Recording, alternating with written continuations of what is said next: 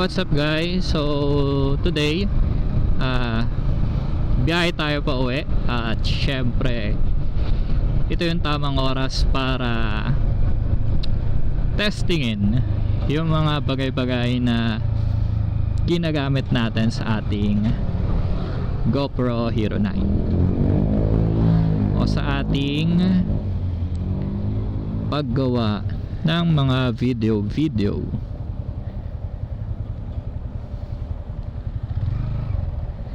So basically testingin natin yung isa sa mga una natin binili para makita kung magiging maayos ba yung audio quality ng mga video na ginagawa natin sa YouTube channel natin syempre. So bumili ako ng microphone sa Shopee.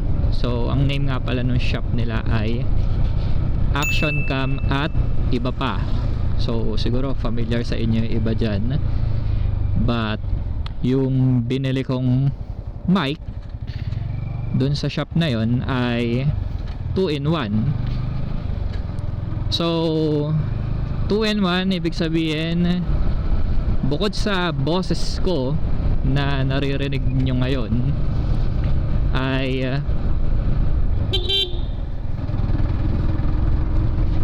muntik na ako dun maririnig nyo rin syempre yung sound na pinoproduce ng intercom. Balik tayo sa pinag-uusapan natin. Asa na ba tayo? So yun nga, bukod sa boses ko na naririnig nyo, maririnig nyo rin yung sounds na pinoproduce ng earpiece ng intercom nyo. So basically kung may group ride kayo or may OBR kayo, diba, or tropa na kasama nyo mag-ride, maririnig lahat ng conversation ninyo, mare-record lahat ng conversation ninyo kasi nga dalawa yung microphone nito, kaya siya tinawag na 2-in-1. So yung binili natin ay pang smartphone lang since wala pa naman tayong mic adapter for GoPro or media mode for GoPro. So kaya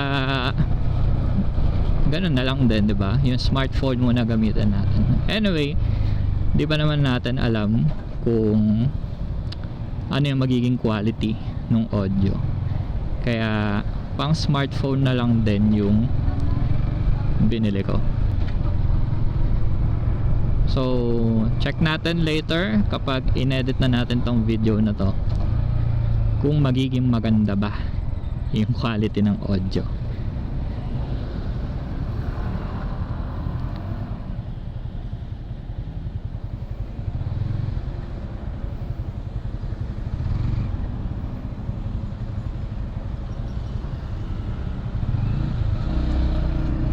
Thank you.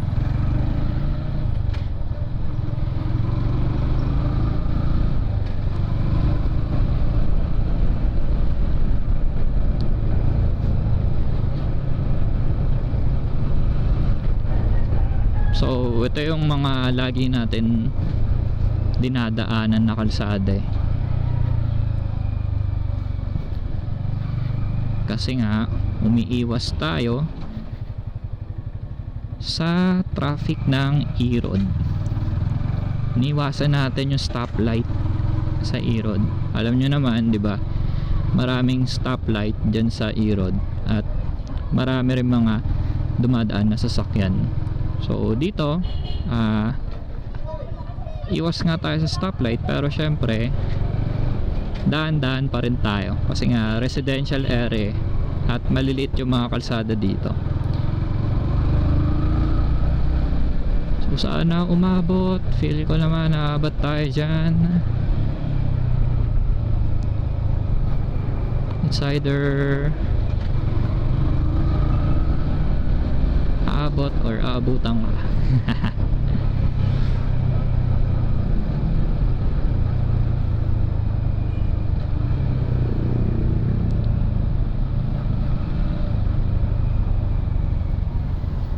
O, di ba? Pagdating natin dito, yung stoplight na lang ng Araneta yung tatawirin natin.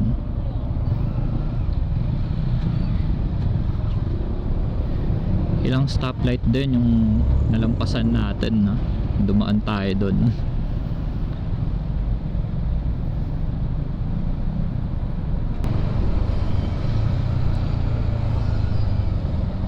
So today, signal number 1, I think kaninang umaga, kaya suspended yung klase from kinder to senior high sa ilang bahagi ng Metro Manila.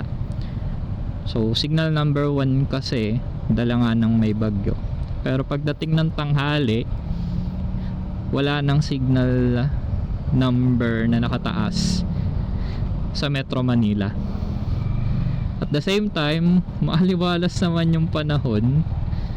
Well, technically speaking, diba? Kung usaping technical lang, ang basehan kasi ng signal number yung lakas ng hangin eh, hindi yung dami ng ulan eh. So kaya nga magkaiba na yung mga warning na binibigay ni Pag-asa eh. So yung mga signal number para yun sa lakas ng hangin, sa ulan naman yun yung mga colored warning natin, di ba? Yellow, orange, and red. So doon na binabase. Ngayon, iba-iba rin yung guideline syempre pagdating sa usapin ng pagsususpende ng trabaho, klase. Tulad ngayon, di ba? Nakataas yung signal number 1 kanina, pero pagdating ng tanghali wala naman na, di ba? So parang naging less productive tuloy yung araw na to, di ba? Para sa mga mag-aaral, para sa mga estudyante.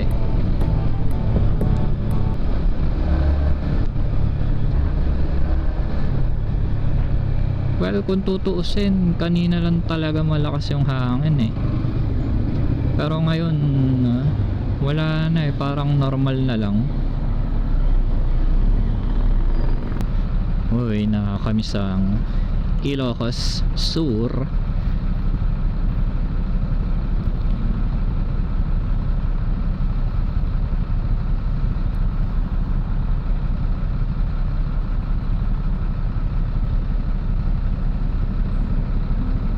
So pag sinabing Partas, Ilocos Sur na agad ang pumapasok sa isipan ko.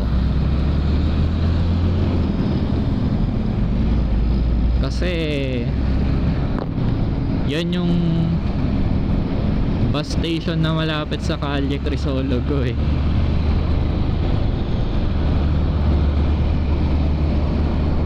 Kaya yun talaga ang maaalala ko sa bus na yan, Partas. So sure ako kakanan yan, di ba? Kaya lumipat din tayo ng lane.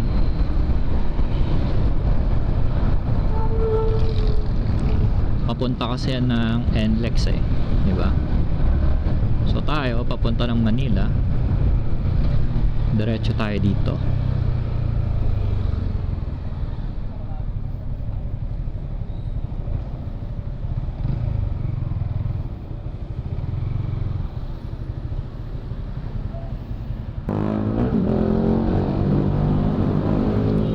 So ganito yung setup natin guys, oh. Kung nakikita nyo, nakakabit yung microphone natin, tapos nagre-record tayo gamit yung cellphone. So mamamonitor naman natin kung nagre-record, di ba? Nakikita natin eh.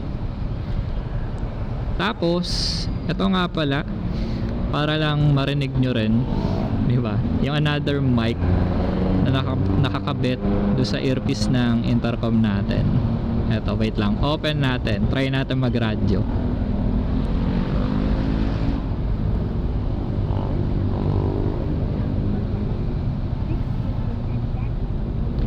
So ayun na, nag-prompt na yung intercom. Di ko alam kung narinig but eto, open na natin yung radyo natin.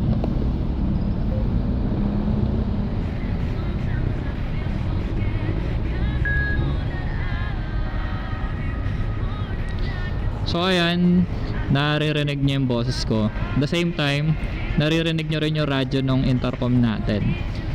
So ganyan, kung group ride, maririnig niyo yung kausap niyo. Buong grupo maririnig. Kung OBR, maririnig yung angkas ninyo. So patayin na natin kasi baka ma-copyright pa. So ganun yun. Tignan natin kung gumagana talaga siya. Kasi pinlay ko nga, pero hindi ko pa kasi talaga maririnig actual yan diba? Maririnig ko yan kapag na-edit ko na yung video Pero ngayon, testing lang tayo. Tapos later natin i-check kung may diferensya ba yung microphone na nabili natin. Tagal ko na nabili to, tapos ngayon lang natin malalaman kung gumagana pala o hindi. Mahusay. Well, trusted naman yung shop, kaya tiwala rin ako na maayos yung quality ng product na nabili natin. Recommended kasi siya ng mga nagmo-motor din talaga kaya doon na tayo bumili.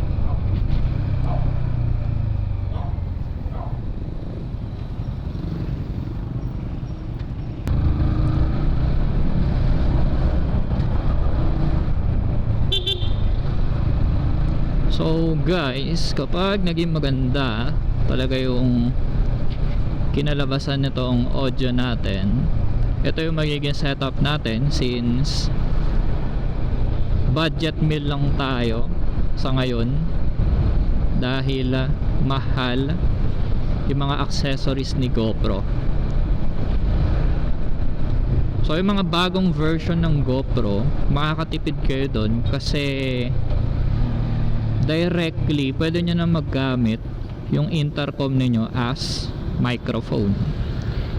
Pero kung yung unit ninyo GoPro 11 pababa, kailangan nyo talagang mag-invest sa mga equipment, diba?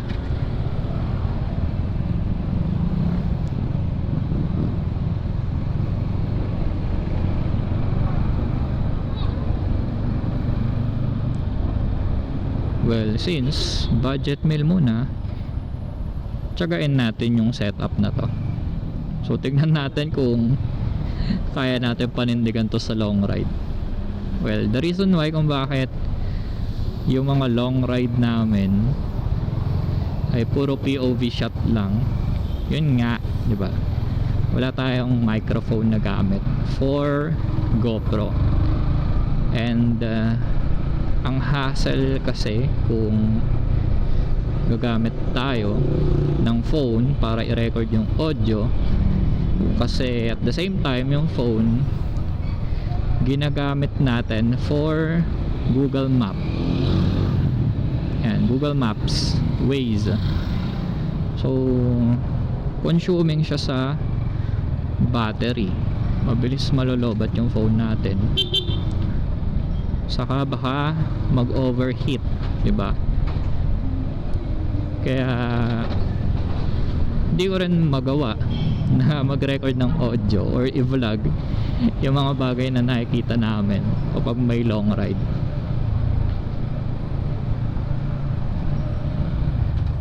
So hopefully soon, diba, magawan natin ng paraan.